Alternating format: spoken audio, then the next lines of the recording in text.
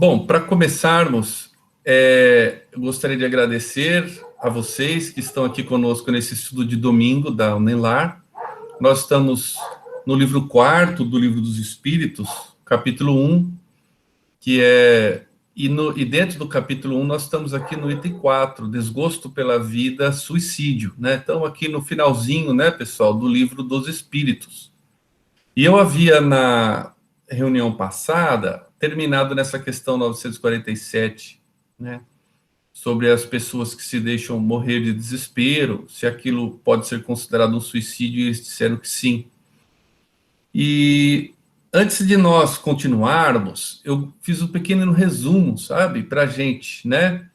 Então, esse item, Kardec chama de desgosto pela vida e o suicídio, e talvez, se puséssemos num contexto atual, seja a depressão, né? Então, talvez essa palavra não existisse aí na época de Kardec, mas nós estamos falando aqui da depressão, né, da ansiedade, todas essas dificuldades que a gente tem. E aí o que a gente reviu, né? Desculpa, o que nós vimos, eu gostaria de rever, é que ela vem da ociosidade, da falta de fé e geralmente da saciedade, né? Então, a falta de uma ocupação, a falta de acreditar, de ter esperança no futuro e na relação com Deus, que Ele é nosso Pai, e a saciedade, ou seja, a satisfação dos prazeres da vida, ou seja, o que eu quero para a minha vida, né? E quando aquele é saciado, é como que se a gente perdesse o interesse. E aí, nessa mesma questão, os espíritos haviam dito que aqueles que exercem suas faculdades com fim útil e segundo as suas aptidões naturais, eles encaram a vida com outros olhos. E eles têm muito mais prazer pela vida e eles têm muito menos risco, né, de entrar nesse desgosto, nessa depressão e mesmo ter ideias suicidas. E aí ele faz uma pergunta específica, né? Primeiro ele tratou do desgosto pela vida, depois ele faz a pergunta que caracteriza esse capítulo, que é: e as pessoas que se suicidam por esse desgosto? Então ela não encontra prazer, sentido, objetivo, né, vontade. Então a falta de motivação, de vontade de viver, causa de suicídio. E eles falam que são insensatos, porque não trabalham. E a grande parte dessa necessidade que eu senti da gente fazer uma pequena revisão é para a gente refletir um pouco mais sobre o trabalho, sabe, pessoal? Porque eu senti que talvez eu não tenha conseguido me expressar corretamente ou suficientemente na reunião anterior. Então, a que trabalho se refere o espírito? O que nos remunera materialmente, ou o que não seria, o que não nos remunera materialmente? E não é. E isso que talvez eu gostasse de trazer numa reflexão um pouco mais profunda. Quando os espíritos falaram, né, a gente interpreta que a prevenção do suicídio vem de uma interação mais profunda com a vida pelo trabalho, eles não estavam se referindo ao trabalho que remunera materialmente, né? E aí a gente vai entender em profundidade isso quando Jesus disse: dai a César o que é de César, mas a Deus o que é de Deus. Então nós temos o nosso trabalho remunerado, que nos dá saúde material, alimenta o nosso corpo, e ele é muito importante. Estamos na matéria para desenvolvermos a inteligência, e a busca da satisfação das necessidades do corpo, de ter uma casa, um trabalho, aquilo tudo é muito importante para o desenvolvimento da nossa inteligência. Mas, além disso, existe um outro trabalho, que é dar a Deus o que é de Deus, né? E isso foi trabalhado, isso foi abordado muito bem no capítulo 7 do livro Pensamento e Vida. Esse estudo, pessoal, que nós fizemos, ele está na página da Unelar, no YouTube da Unelar. Então, quem achar interessante e quiser ver esse estudo, pode ou ler o livro Pensamento e Vida, capítulo 7, ou participar ouvindo, vendo o estudo que fizemos. E eu trouxe só as partes principais para esse momento da discussão, e lá Emmanuel diz que sabemos que a lei do trabalho é roteiro de justa emancipação. Sem ela, o mundo mental dorme estanque. Então, esse trabalho de César, ele é muito importante, o trabalho material, para o desenvolvimento das nossas aptidões, nossas capacidades mentais. Sem ele, nós não progredimos intelectualmente. E a asa do saber e do conhecimento, ela não se desenvolve para que nós alcemos os voos espirituais que gostaríamos. E emancipação é a ação de ser ou de se tornar independente, livre. Veja que coisa. A libertação da nossa inteligência, da nossa sabedoria, vem do trabalho. E aí nós começamos a entender que quando os espíritos disseram insensatos, por que não trabalham? Eles estão, na realidade, não estão falando do trabalho material para fins financeiros, mas sim de algo muito maior que nos liberta a mente. E nós trouxemos nesse estudo alguns pensamentos de Hegel, e o principal talvez seja esse: para realizar-se e conquistar a compreensão plena de si, ou seja, para que eu me realize e para que eu me compreendo e seja pleno de quem eu sou, o espírito precisa manifestar-se concretamente no trabalho. Veja, Hegel, um grande pensador alemão, grande influenciador do pensamento moderno, ele já sabia da relevância do trabalho para a manifestação do nosso eu, de quem somos, de como trabalhamos, do que fazemos, né? E Emmanuel continua nos dando um alerta importante. Não vale, contudo, agir por agir. As regiões infernais vibram repletas de movimento. O trabalho-ação transforma o ambiente, que é o trabalho de César. E o trabalho-serviço transforma o homem, que é o trabalho divino. E essa diferença é muito importante. Quando nós entendemos o espírito dizer por que não trabalham, por que não acham uma ocupação útil, eles estão dizendo desse trabalho que transforma a nós mesmos, transforma o homem. É o trabalho que Hegel disse que nos coloca em contato com quem somos e com o espírito humano que somos. O trabalho tem uma dimensão muito profunda. E eu achei muito bonito esse trabalho, esse material desse pesquisador aqui. Ele chama Adam Leipzig, desculpa, ele é um empresário. E eu não vou passar o vídeo, mas se vocês pegarem do YouTube, nesse endereço que está aqui, que vai estar depois no site da Unelar, vocês podem ver a palestra dele. Ela dura 10 minutos e é traduzida para o português, tem legendas. E o Adam Leipzig, ele é um empresário do reino da área de entretenimento, trabalhou na Disney, ele é formado em Yale, e que é uma das universidades mais famosas dos Estados Unidos. E quando eles estavam numa festa de 20 anos de formatura, ele se deparou que 80% dos colegas de turma dele eram infelizes. Eles eram ricos, tinham várias casas, ele brinca, uns tinham uma primeira esposa, segunda esposa, mas eles eram infelizes, porque eles não tinham propósito de vida e de trabalho. E aí, o que o Adam Leipzig fez foi tentar entender os 20% felizes. O que eles tinham que tornava-os felizes? Então, se colocarmos na linguagem do Livro dos Espíritos, 80% tinha o quê? Desgosto pela vida. Eles não eram felizes. 20% eram plenamente felizes, eles tinham gosto pela vida, eles viviam plenamente a vida deles. E ele tentou entender o que diferenciava esses grupos de amigos dele e criou essa teoria que hoje é um dos vídeos mais vistos do TED, com mais de 10 milhões de visualizações, né? Então, sugiro vocês a verem. Mas o que ele traz nesse vídeo são os propósitos para que você... os métodos para você aprender seus propósitos de vida. Então ele diz que são a resposta a 5 perguntas. Primeiro, quem você é? Então é o autoconhecimento. O que você faz? É conhecer aquilo que você ama fazer, que você sente-se extremamente qualificado a fazer ou ensinar outras pessoas a fazer. E aqui nós temos de Aristóteles, né? Quando a gente falou disso na semana passada, a gente recuperou essa questão de Aristóteles, né? As suas aptidões e as suas paixões, né? E as necessidades do mundo. Depois, a terceira pergunta é para quem você faz. Então, o seu trabalho é para quem? Quem são as pessoas que recebem a ação do seu trabalho? A quarta pergunta que a gente teria que fazer para encontrar os propósitos de vida é o que essas pessoas desejam ou precisam. Então, eu não posso simplesmente fazer sem saber o que as pessoas ao meu redor querem ou que necessitam.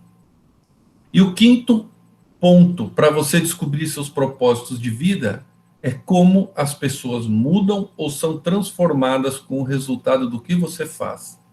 E ele atribui a força desta proposta dele ao fato de 2 perguntas serem sobre você e 3 perguntas serem sobre o próximo, né? Então vejo que você tem que se autoconhecer, saber quem é e o que faz, suas aptidões, o que você é bom. E você tem que conhecer as pessoas que recebem a ação do seu trabalho, quem são elas, o que elas desejam ou precisam e como elas mudam ou são transformadas por aquilo que você faz. E isso é trabalho. Ele conseguiu, com muita lucidez, traduzir em coisas simples esses conceitos de Emmanuel, do trabalho que transforma o homem, do trabalho que a gente faz por amor ao fazer e não o trabalho remunerado. É a parte divina do processo. E então, quem são eles? O que eles desejam e precisam e como eles mudam ou são transformados, as pessoas, é muito importante. E aí na frase, eu tirei 2 frases do que ele fala que são muito bonitas, que estão nesse texto, nesse vídeo. As pessoas mais felizes e bem-sucedidas do mundo focam mais em quem elas servem do que em como elas são servidas pelo outro. Né? Então veja que é o movimento externo de você dar.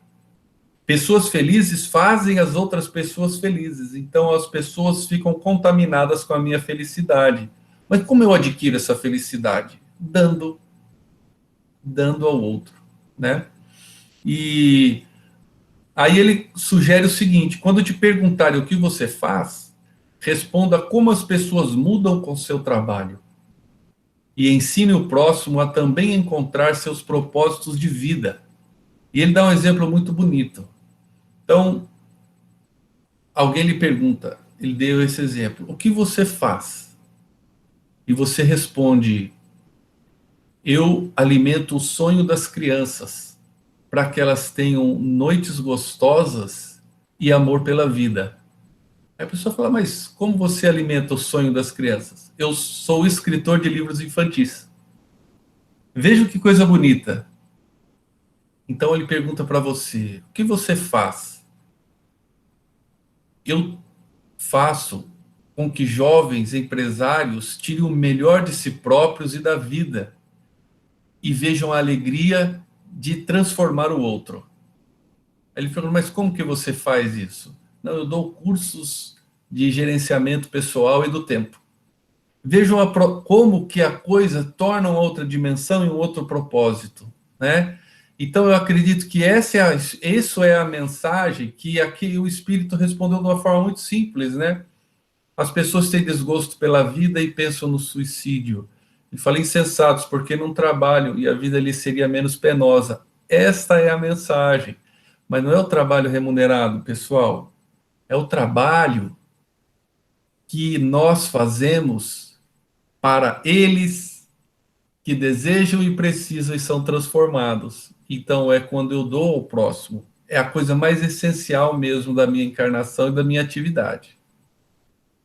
E eu acredito que se fizermos este exercício, traremos muita felicidade para nós e nós estaremos afastando esse risco de vivermos, né, em depressão, e não ter propósitos, não encontrar a felicidade na encarnação.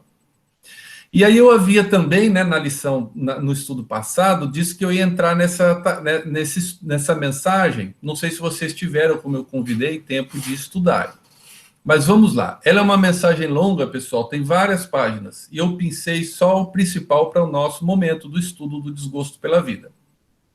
Então, o Espírito inicia a mensagem de obras póstumas, né? Então, para quem não estava na semana passada, eu sugeri que a gente entendesse essa questão do suicídio, tirando dessa mensagem aqui, que se chama Regeneração da Humanidade, do livro Obras Póstumas.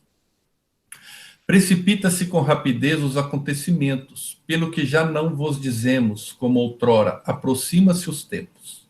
Agora dizemos, os tempos são chegados.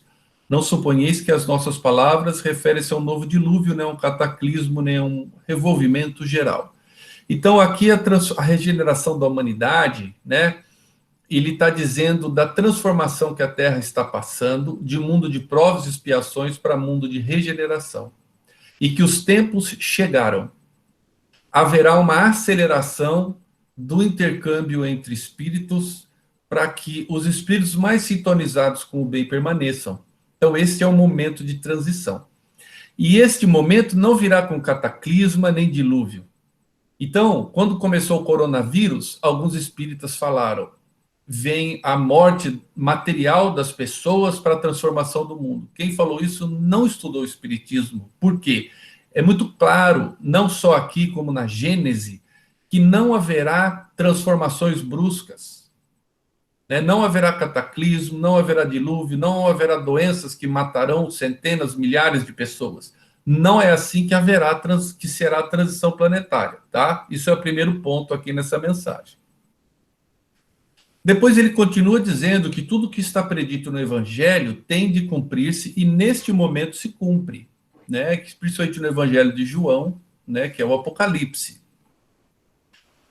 Não tomeis, porém, os sinais anunciados senão como figuras. Então, aquilo são coisas alegóricas, fortes para o entendimento da época, para a compreensão das pessoas da época, né? Que precisam ser compreendidas segundo o espírito e não a letra, porque a letra mata. Então, nós temos que entender o sentido. As escrituras encerram verdades sob o véu da alegoria, e por isso, se terem apegado à letra, é que os comentadores se transviaram. Então, quem for procurar as bestas do Apocalipse e ficar com aquelas imagens e transformar aquilo que é uma alegoria em coisas reais, está errado. Porque eles já disseram, não haverá nada muito drástico do ponto de vista material, não haverá cataclismos, né? A chave está nas descobertas da ciência e nas leis do mundo invisível que o Espiritismo vem revelar. Que chave? Para interpretar os sinais dos tempos que estão nas Escrituras, né?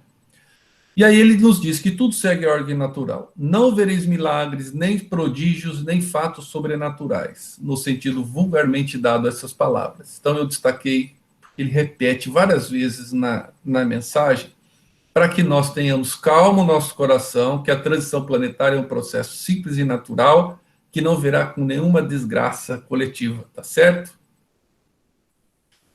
O que se prepara não é, pois, o fim do mundo material, como uma doença, uma explosão vulcânica, o desvio do eixo da Terra, maremotos, não é isso. Não é coronavírus, não é isso. O que ocorrerá é o fim do mundo moral, não o fim do mundo material. É que nós somos muito materializados e achamos que haverá alguma transformação na matéria, mas eles estão nos dizendo que não. É o velho mundo, o mundo dos preconceitos, do orgulho, do egoísmo e do fanatismo que se esboroa, ou seja, que se desmorona. Tudo dele acabará com a geração que vai, e a geração nova erguerá o novo edifício, que as gerações seguintes consolidarão e completarão. Então, a transição planetária é uma transição da mentalidade dos espíritos, que ele chamou aqui de geração de espíritos. Então, não é material, é moral, é no entendimento, está no pensamento, está no coração das pessoas. Ninguém pretenda que todos os espíritos retardatários serão expulsos da Terra. Eu achei interessante trazer essa parte, apesar de ser um paralelo, porque às vezes a gente se vê assim. Eu me vi assim durante muito tempo. Eu pensava, gente, vai ter essa transição, eu espero ficar na Terra. E eu, egoisticamente, pensava em mim, ficar na Terra. Não quero ir para um planeta pior que a Terra. Eu quero ficar aqui. Será que eu mereço? E eu pensava só em mim. E aqueles que vão, as pessoas que eu não gostava, que são maus, criminosos, as pessoas que fazem crimes hediondos, a gente pensa, que bom que ele vai embora, né? Não vou mais ver ele por aqui. Mas veja que isso é errado, veja que coisa bonita o Espírito diz, né? Os retardatários, ninguém pretenda que eles serão expulsos da terra, né, e relegados a mundos inferiores. Muito pelo contrário, aí hão de voltar, porque muitos cederão ao império das circunstâncias e do exemplo. Neles a casca está mais estragada do que o cerne. Então o espírito evoluído já vê no companheiro alguém que tem a aparência mais o conteúdo bom, a aparência ruim. Então esses espíritos vão para o planeta pior, mas eles voltarão à Terra, né? Subtraídos à influência da matéria e dos prejuízos do mundo corporal, verão as coisas de maneira inteiramente diversa. Para isso, terão a ajudá-los os espíritos bons, que por eles se interessam e que se esforçam por esclarecê-los e lhes mostrar o errado, que errado era o caminho que trilhavam. Então nós temos que nos unir aos bons, não é assim, para ficar por aqui? Então o nosso unir aos bons significa amar os maus. Sei que é muito difícil, não que eu faça isso, né? Mas a gente está entendendo que esse é o caminho.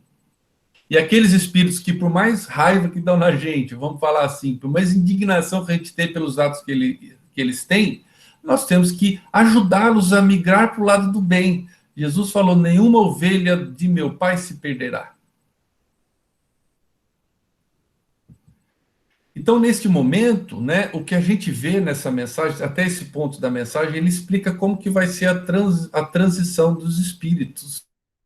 E que a aparente maldade, muitos se voltarão futuramente ao bem e continuarão aqui na Terra conosco. Nós precisamos dar a eles a chance de progredirem e tratá-los com justiça e com paciência.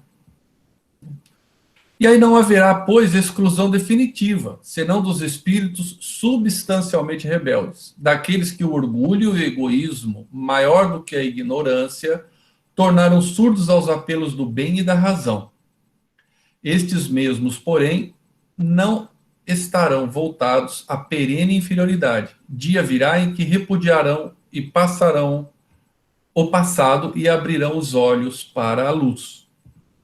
E aqui, então, até esse momento, ele explicou o processo, né? O processo de transformação, que ele é moral, é a mudança das gerações, do entendimento, e ele não é material, sem cataclismo, sem doenças, né? E que não há expulsão definitiva, e que nós temos que trabalhar para que todos fiquemos, inclusive aqueles que têm atitudes que não são muito adequadas hoje. E eu achei interessante, para entendermos isso e buscarmos na fonte, que Jesus é a fonte de tudo isso, a parábola do trigo e do joio, como está em Mateus 13, 24, 30. Então, a parábola do joio, do trigo e do joio. Outra parábola propôs-lhe, né, Jesus, dizendo: o reino dos céus é semelhante a um homem que semeou boa semente no seu campo. Dormindo, porém, os homens, veio o seu inimigo e semeou joio no meio do trigo e partiu. Veja que coisa interessante para a gente meditar, né? Então, o reino dos céus, ou seja, o mundo perfeito de felicidade que queremos, é como um homem que semeou boa semente. De Deus só saiu boa semente. E o campo só tinha boa semente. Dormindo, porém, os homens, não Deus. Deus não descansa, sabe tudo. Mas os homens que receberam aquilo, por distração, por falta de atenção, se deixaram cair, né? Então veio o inimigo, ou seja, veio as más paixões, o orgulho, a vaidade, e semeou o quê? Joio no meio do trigo. Então, são os indivíduos e suas atitudes que são o problema, e são nossas diferentes facetas íntimas, o bem ou o mal que existe em nós. Então, o joio, eles são as atitudes que nós temos, as pessoas adotam, e ao mesmo tempo são coisas que temos dentro de nós mesmos, que a gente convive no íntimo nosso, o joio e o trigo, né? Então, o mal e as dificuldades não partiram de Deus para as criaturas, porque dormindo foi semeado o trigo. Então, ele é a criação de nossa própria imprevidência, ou uma sugestão de outros espíritos atrasados que nós aceitamos. E ele só cresce, o joio só cresce porque nós aceitamos a semente, ou seja, ou nós criamos ele, ou nós fomos recebidos, mas aceitamos. De qualquer modo, a responsabilidade pelo joio estar hoje na humanidade é nossa. Quando germinou o ramo e produziu fruto, então apareceu também o joio, que é o momento atual da humanidade, onde a humanidade já mais desperta e evoluída permite que os espíritos façam bondades ou maldades. Nós temos essa liberdade. Aproximando-se os servos do senhor da casa, disseram-lhe: Senhor, não semeaste boa semente no teu campo? Donde, portanto, terá vindo o joio? E ele lhes disse: Um homem inimigo fez isso. Os servos lhes dizem: Sendo assim, queres que após sair o recolhamos? Então, os servos ofereceram-se, né, para irem arrancar o joio do meio do trigo. E isso é o momento da avaliação, da aferição, que os bons espíritos prepostos de Jesus, os verdadeiros servos de Jesus, que são os espíritos mentores, eles estão vendo, olha, na terra tem joio e tem trigo, e agora? Né? Então é um momento, e esse momento de avaliação só é possível na hora dos frutos, porque Jesus diz, pelos frutos conhece-se a árvore. Então, durante o período de amadurecimento do nosso espírito, na nossa infância espiritual, nós não era possível saber quem daria joio e quem daria trigo. Agora que estamos maduros, que estamos produzindo frutos, é que podemos ser reconhecidos, né? E o que seria arrancar o joio antes da frutificação? Porque os espíritos os perguntaram para ele, né, os servos, por que vamos lá arrancar o joio do meio do trigo? Então, eu imagino que arrancar o joio antes dele produzir seria não dar a chance real da gente manifestar o que é e não ter a liberdade de exercer o nosso livre-arbítrio. Então, vejam que é interessante isso, né? É um aspecto dessa parábola. O Senhor falou, não espere frutificar, né? Será que pode arrancar? Então ele lhe disse, não, para que, ao recolher o joio, não desenraizeis junto com ele o trigo. Então ele falou que não, enquanto não houvesse a frutificação, para não arrancar o joio. Deixei crescer ambos juntos até a ceifa, que é agora a transição planetária. Os dois estão crescendo juntos. E no tempo da ceifa, direi aos ceifeiros: recolhei primeiro o joio e atai-o em molhos, junte-os e para os queimar. O trigo, porém, reuni no meu celeiro. Então ele, na verdade, a gente sabe pelo Sermão do Monte que ele prometeu a terra aos mansos, né? Não é só o céu, ou seja, eles vão ficar, os bons espíritos vão ficar aqui. Então, este é o momento de separação dos frutos. E é por isso que o mal se manifesta. Às vezes a gente não entende isso. Por que Deus deixa a maldade? Será que não podia parar, interromper a maldade antes? Não. Ele não colhe o joio para não desenraizar o trigo. Ele espera um momento onde os dois se definiram como A e como B, e aí, então, no momento da colheita é feita a separação. E isso é assim pela sabedoria de Deus. E é isso que está ocorrendo hoje na Terra, né? Então, ele falou que não era para arrancar antes, para não desenraizar junto o trigo. Então, a convivência do bom e do mal, do certo e do errado. E aí eu elenquei 4 possibilidades. A liberdade de cultivarmos o nosso íntimo e discernirmos por nós mesmos o certo ou o errado. A solidariedade entre os espíritos que devem se ajudar, o joio ao trigo na senda evolutiva. Desenraizar, ou seja, tirar antes da hora, seria privar o trigo de tempo para aprender por si próprio o caminho dos bons frutos. E atai-o em molhos ou em feixes para os queimar é reunir os iguais em sua sintonia, para purificá-los por novas experiências. O fogo da purificação, que no fundo não é castigo, é a oportunidade de retomar num outro planeta mais combativo com o seu estágio evolutivo, para que você também dê trigo, né? Então é uma mensagem bem bonita que eu acho que resume o porquê o Espírito colocou daquela forma, né? Essa mensagem que nós estamos estudando aqui de obras póstumas, né? E aí entra no porquê eu trouxe essa mensagem para agora que nós estamos estudando suicídio, que ele diz que nesse momento da humanidade, o Espírito disse: os suicídios se multiplicarão em proporções inauditas e até entre as crianças. E a gente tem visto isso, né? Entre adolescentes, crianças. E se você vê estatisticamente, é alarmante o quanto cresce o suicídio. Aqui na Unesp, por exemplo, a universidade teve que contratar psicólogo pelo número de tentativas de suicídio e de suicídios que não eram comuns. Então, quando eu me formei, há 25 anos, 30 anos atrás, a gente não via falar em estudante de faculdade se matar, mas hoje está muito comum. Então, isso eu trouxe para que a gente colocasse dentro desse contexto de estudo que estamos fazendo da questão do suicídio e do momento atual que passa a Terra, né? A loucura, eu destaquei porque naquela época não existia ainda a compreensão das doenças mentais. Então, o que ele chama de loucura, nós temos, como a gente já comentou, um conjunto de diagnósticos hoje, né, de esquizofrenia, a pessoa que tem comportamento bipolar, depressão, e a gente sabe que tem muita química. Muitas vezes isso tudo nasce do cérebro, né? Nasce de desajustes psicológicos que podem ser tratados com psicólogo.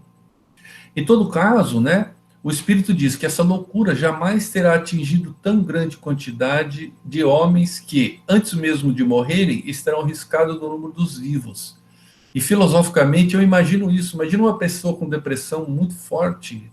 Ela não é mais produtiva, ela não trabalha. Então ela está viva, mas ela não é mais útil à sociedade, a si própria. Ela não consegue ter uma vida normal, né? Então é como se ela tivesse já riscada do número dos vivos. Eu achei interessante isso também. São estes os verdadeiros sinais dos tempos, e tudo isso se cumprirá pelo encadeamento das circunstâncias, como já dissemos, sem que haja a mais ligeira derrogação das leis da natureza. Então não haverá nada catastrófico, não haverá um terremoto, não haverá uma doença, não haverá isso. Será o suceder dos fatos, né? E essa característica que nós passamos hoje, da nossa época atual da humanidade, tem a ver com esse processo também, que foi antecipado aqui há 160 anos por essa mensagem. Veja que incrível, né? Há 160 anos a gente poderia falar, poxa, mas como é que é isso? Mas realmente hoje se verifica esse número aí, como ele fala, inaudito de suicídio. E esses são os verdadeiros sinais dos tempos. Aí ele diz que a fé inata será uma das caracteres distintos da nova geração. Então, essa geração que permanecerá na Terra, uma coisa que ele destacava era a fé nata, ou seja, já nascendo com ela, né? Mas não a fé exclusivista e cega que divide, porque até então, pessoal, a fé religiosa separava os homens em diferentes religiões e gerava brigas e guerras.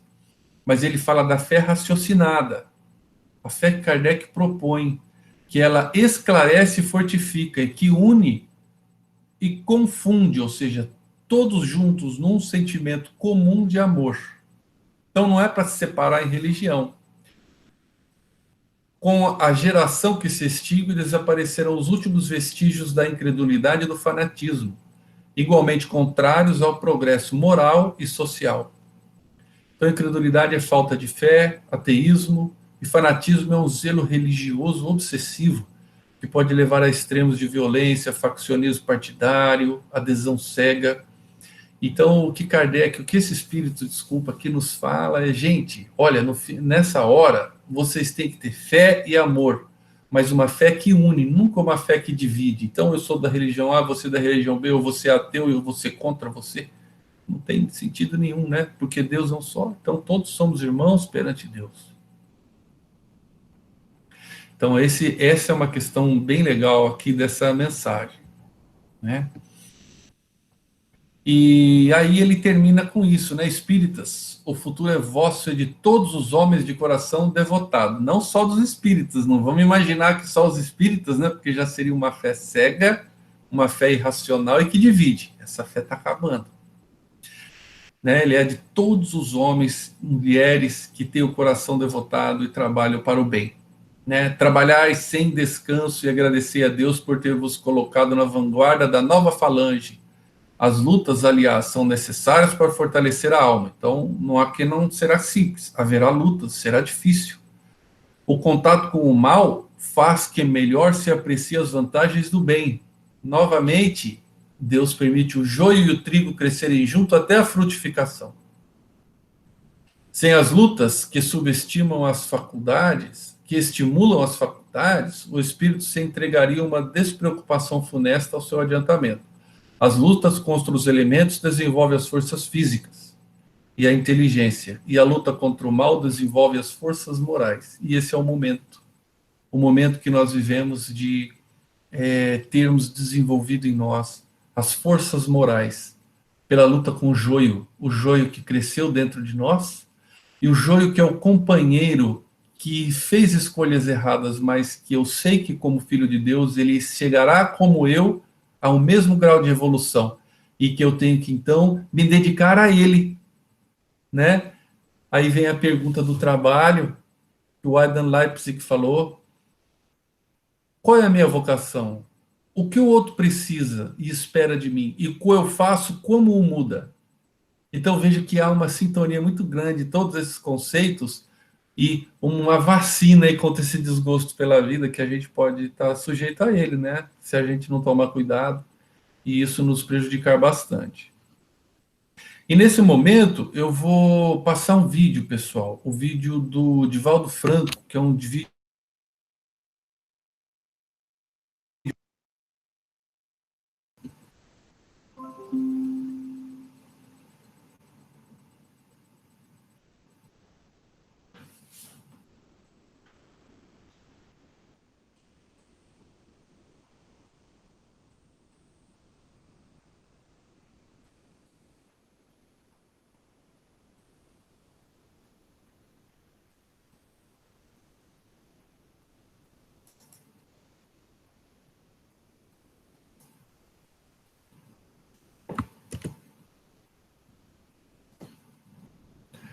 Vocês me desculpem que eu acabei esquecendo de pôr o vídeo antes. Eu vou colocar agora.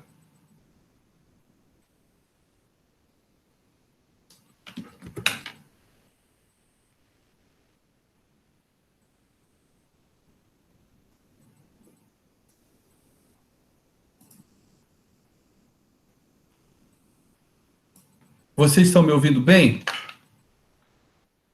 Para eu colocar o vídeo? Sim, Alves. Estamos sim. Eu vou colocar esse vídeo do Divaldo, que ele foi de uma felicidade assim incrível em fazer um resumo disso tudo que eu estou falando, que essa mensagem fala.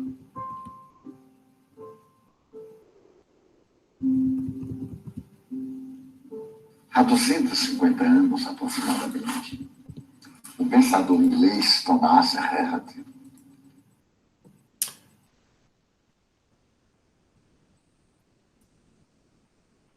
Desculpa, o vídeo vocês não viram, né? Não, ficou sua apresentação só. Desculpa. Deu uma bobeada aqui.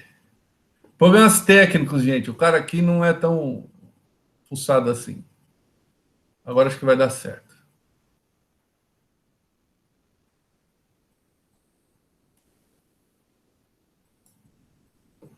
Vocês estão conseguindo ver o vídeo?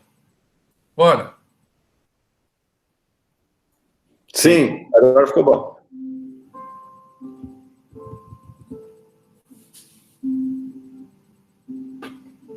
Há 250 anos, aproximadamente, o pensador inglês Thomas Hardy escreveu uma frase perturbadora. O homem contemporâneo, referia-se à sua época, perdeu o endereço de Deus.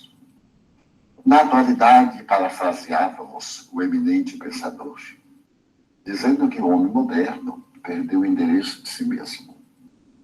As grandes conquistas da tecnologia não lograram ser acompanhadas pelas conquistas ético-morais. O indivíduo mesmo vinculado a determinada crença religiosa, perdeu-se na busca interna e ambiciosa do poder, do ter, do gozar. Adotando filosofias otimistas, hedonistas, o indivíduo perdeu aquilo que os psicólogos chamam, em linha geral, o sentido da vida. Coube, por exemplo, a Viktor Frankl, o notável psiquiatra austríaco, estabelecer que toda vida, para ser digna, deve ter o ideal. Carl Gustav Jung, à sua vez, asseverava a necessidade de um significado para ter o motivo de ser alguém na busca existencial. Tudo isso descambou depois dos anos 50, os denominados anos dourados do século passado. Porquanto o materialismo, disfarçado ou não, invadiu as mentes jovens e a busca do prazer substituiu os ideais de engrandecimento humano. O ideal de que a vida tem um sentido ético desapareceu para o viver agora, porque senão a bomba cai e tudo se aniquila. Era uma visão do pós-Segunda Guerra Mundial. E isso se foi tornando cada vez maior. E logo surgiram fatores de natureza sociológica, de natureza emocional, como a destruição da família. A desagregação da família expulsou da intimidade do lar o futuro da humanidade. Porque os pais, dominados por um egoísmo injustificável, foram viver o prazer e esqueceram-se da educação. Durante um período transferido a educação para a escola, cuja função não é essa. A função da escola é instruir, da família educar. Naturalmente, na grade escolar, realiza-se a educação formal, mas não aquela educação moral, que depende do exemplo da família, que é a sociedade miniatura. Então, o indivíduo perdeu o sentido da vida. E quando qualquer ocorrência negativa se lhe sucede, apela para a autodestruição, como se a morte pudesse aniquilar a realidade do ser. O espiritismo e o bom sentido existencial, mesmo agnóstico, estabelecem que a vida deve ser respeitada.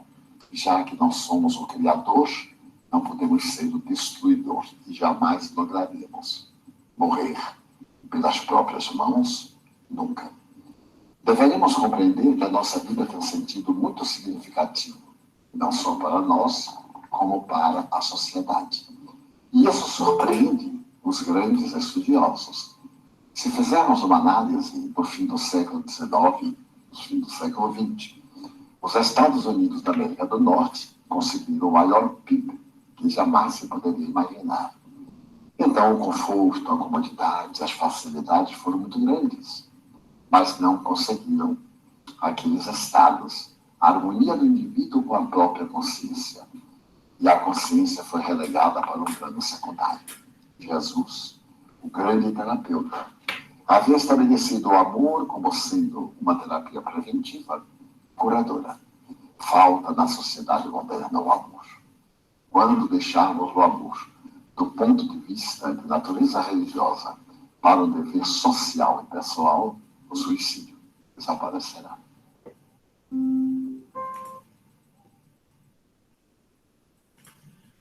É muito a síntese que ele faz aqui do que a gente traz nessa mensagem, né? É muito profunda, né?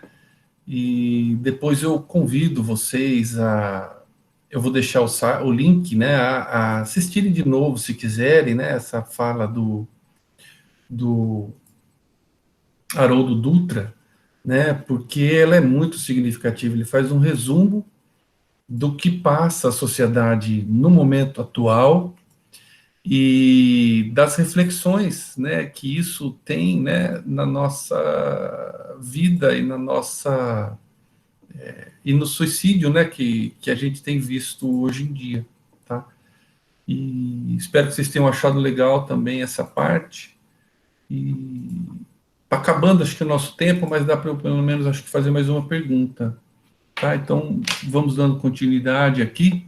Espero que vocês tenham achado interessante. E esta mensagem, regeneração da humanidade, então, eu acrescentei dentro desse item, por ser um momento atual que a Terra passa, e esse vídeo do Divaldo, por resumir com muita propriedade as implicações das escolhas sociais e do modo de vida e da matéria, né? O fato de nós sermos ainda muito materialistas e a ausência de Deus, do amor, né, nos abrindo as portas para esse aumento do suicídio na população.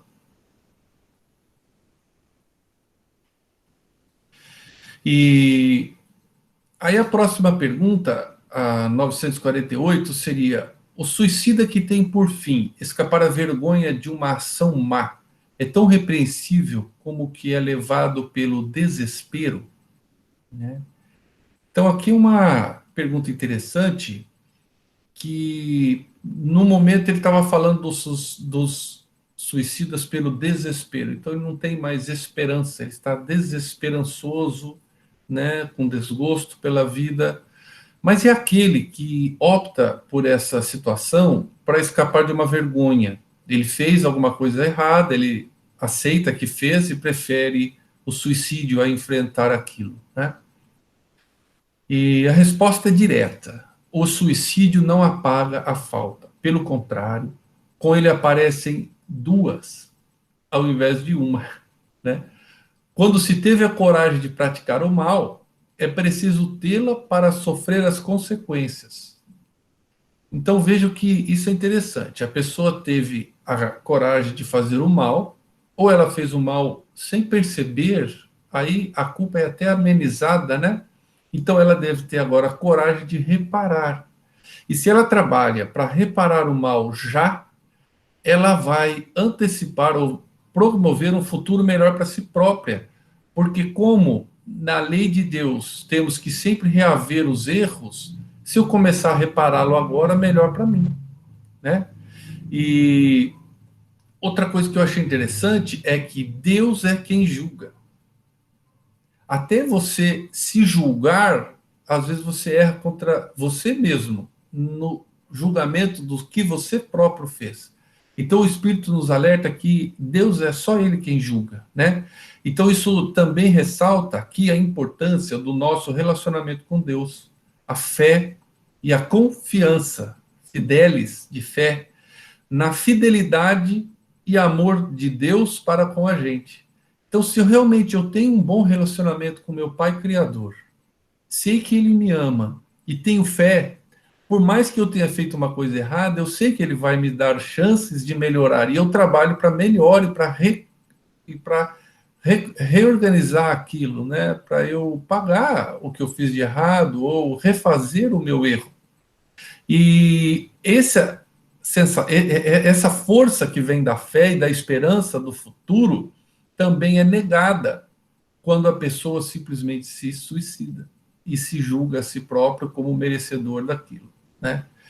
Então, e segundo a causa, Deus, né, ele fala aqui, pode até, às vezes, diminuir o seu rigor. Então, no julgamento de Deus, pode ser que as consequências daquilo que eu fiz são até menores do que eu estou imaginando.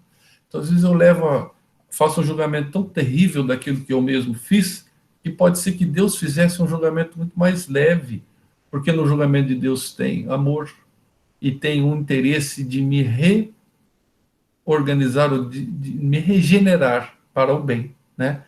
Então, de qualquer forma, se fazemos alguma coisa ruim, isso não é motivo para suicídio. O suicídio seria uma segunda ação ruim que agravaria ainda mais o caso, e a ideia seria conseguir, na fé em Deus, forças para começar o quanto antes a reparar o mal.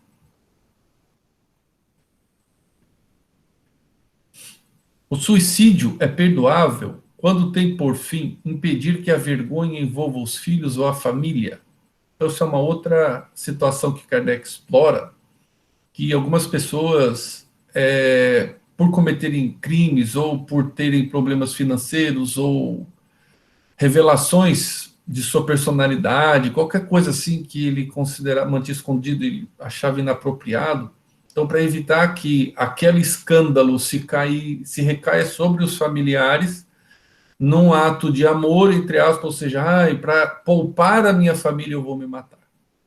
Então é um pensamento que a gente vê, né, que as pessoas têm, e acham que o fato dele se matar trará alguma honra, e isso amortizaria todas as coisas ruins que ele tem, e não recairiam essas coisas sobre a família. Alves, Oi. posso fazer só um comentário sobre isso que você falou? Por favor, nessa aqui ou na anterior? Nessa aí mesmo, nessa aí mesmo. Tá. Até pelo o que você falou aí agora. Hoje, por coincidência, aconteceu uma situação comigo aqui que é assim, uma pessoa muito próxima mesmo de mim, ela veio até a minha casa hoje de manhã me pedindo ajuda, né?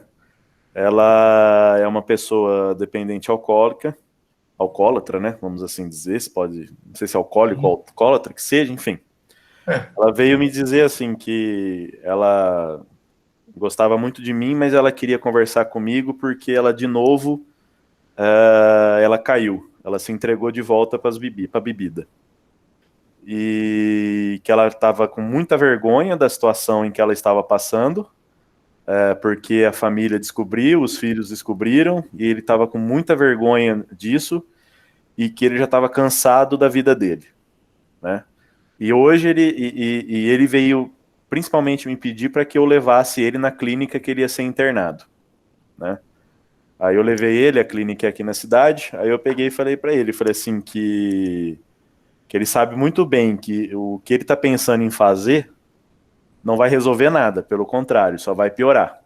Vai piorar em muito a situação, principalmente dele, mas de todos os envolvidos, porque a gente sabe o que isso pode ocasionar lá na frente. E que para ele sair dessa situação, ele tinha que equilibrar a cabeça dele, ele tinha que centrar a cabeça dele, ser mais racional e entender que para onde ele ia agora era o momento de ele se equilibrar e encontrar, talvez, realmente encontrar Deus lá e colocar na cabeça dele que ele precisa ele melhorar. Não melhorar pelos outros, mas melhorar para si. Porque ele melhorando para si, ele está se melhorando para todo mundo, com certeza, o ambiente em que ele está. Mas ele estava assim, eu fiquei sabendo que há uma semana atrás ele tentou com a própria vida, mas não deu certo, e aí hoje ele veio aqui na minha porta, eu estava acabando de acordar, e até fiquei o dia todo atrás disso, levei ele na clínica, depois deu apoio aí à família que precisava, aos pais, mas é muito disso aí que você falou, né? Essa questão da vergonha, a pessoa acha que ela vai resolver isso simplesmente, eu vou me matar, resolvo todo mundo, resolvo a vida de todo mundo, mas não é bem assim que as coisas acontecem, né? Achei que era pertinente ao que você estava falando, falei assim, não, é muita coincidência o que ele está falando com o que me aconteceu hoje, então eu preciso dar o comentário. Não, eu agradeço, foi bem legal, e eu esqueci de comentar que até então, até 947, Kardec estava geral. Então ele falava... Primeiro ele falou do desgosto pela vida, né? Como a gente não ter isso, que envolve entender a vida de uma outra forma. Depois ele falou do suicídio, aí ele entrou no suicídio pelo desgosto pela vida.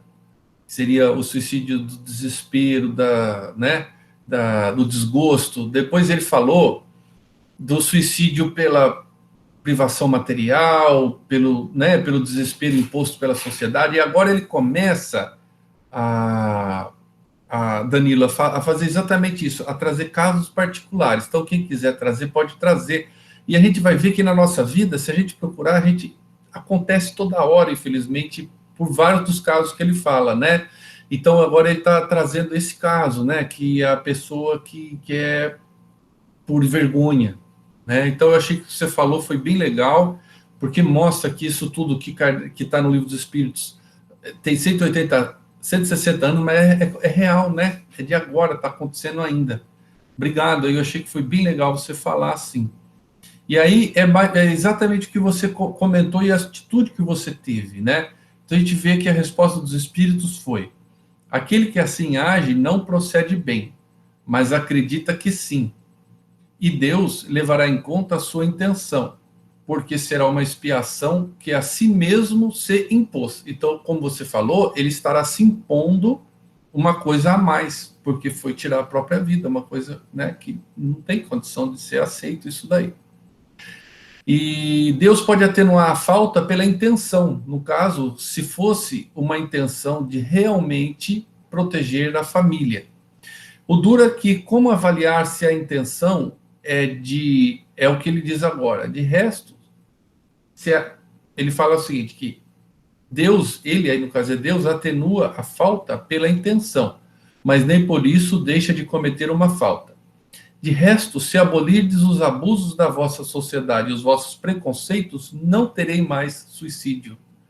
Então, é o preconceito da sociedade, no caso do exemplo que o Danilo trouxe, de uma pessoa que é alcoólatra, e a gente não admite isso, a gente condena, aponta o dedo e maltrata, e relega a uma situação de desespero, né, e não dá, né, não vê o valor humano, às vezes, da pessoa, a dificuldade que ela tem e vê ela com amor.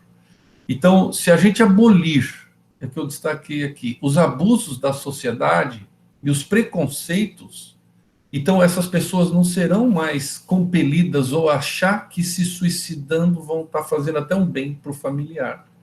Mas a pessoa que realmente pensa nisso, para livrar o familiar de algum tipo de vergonha ou de dificuldade, como ela está realmente pensando no familiar, isso tem até um atenuante, mas ele impõe a ele uma falta que ele depois vai ter que trabalhar, né? Então ele se impõe ao risco. Então ele diz, ó, não procede bem, mesmo que acredite que sim, não procede bem. E como Deus julga muito a nossa intenção, a gente vê que cada suicídio é uma coisa diferente da outra. E é por isso que, de início, logo de cara, a gente falou que uma coisa bonita do Espiritismo é que ele é consolador em todos os nossos erros, inclusive nesse, que não é um erro capital, que tudo se dá um jeito e que nós seremos capazes, né, de reparar isso numa outra vida, de alguma forma, né, mas que realmente, como o Danilo trouxe, isso não é uma atitude que ela nasce dos preconceitos da sociedade e da nossos abusos, e que a gente tem que fazer campanhas, esclarecimento das pessoas, né, ter a tolerância para as pessoas e seus vícios, suas dificuldades, né, e assim por diante. E só para não terminar no meio da questão, tem esse comentário de Kardec, já são 8 horas e a gente encerra. Kardec diz assim, sobre essa resposta que os espíritos deram. Aquele que tira a própria vida para fugir à vergonha de uma ação má, prova que tem mais em conta a estima dos homens que a de Deus. Porque vai entrar na vida espiritual carregado de suas iniquidades, tendo-se privado dos meios de repará-las durante a vida. Olha que interessante, como Kardec foi fundo nisso, né? Então, quando a pessoa, por vergonha, tira a própria vida, ele prova que ele tem mais em conta os homens do que Deus, porque Deus nunca ia querer que alguém se suicidasse. Para Deus, tudo é perdoável, mas você tem que se trabalhar, esforçar e superar os erros. Então, quando a pessoa opta pelo suicídio, é que ela está valorizando muito mais os preconceitos sociais, que classificam aquilo como uma vergonha muito grande, né? E os abusos sociais que interferem e julgam as pessoas, condenam as pessoas, não dando a elas outras chances. Então ele prova que ele está dando mais valor a isso do que a Deus, né? E ele entra carregado desses problemas que ele já tinha e mais o novo agora, que é o suicídio. E aí ele comenta no final que Deus é muitas vezes menos inexorável que o homem, perdoa o arrependimento sincero e leva em conta o nosso esforço de reparação, mas o suicídio nada repara. Né? Muito esclarecedor esse comentário de Kardec. Eu agradeço ao Danilo, que trouxe um caso exatamente dentro disso, mostrando como o Livro dos Espíritos é atual e tem muitas lições ainda bastante válidas para nós hoje, né? E nós vamos finalizar por aqui o estudo de hoje. Eu agradeço quem participou aqui da nossa discussão.